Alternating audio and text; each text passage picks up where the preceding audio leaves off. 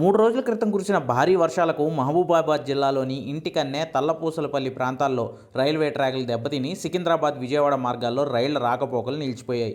మూడో రోజు 2 ప్రాంతాల్లో దెబ్బతిన్న రైలు మార్గాలను అధికారులు పునరుద్ధరించారు. తల్లపూసల వద్ద ట్రయల్ రన్ సైతం నిర్వహించగా అది విజయవంతమైంది. ఇంటికన్నె వద్ద పనులు కొనసాగుతూ ఉండడంతో రేపు మధ్యాహ్నం అక్కడ కూడా ట్రాక్ పనులు పూర్తయ్యే అవకాశం ఉంది.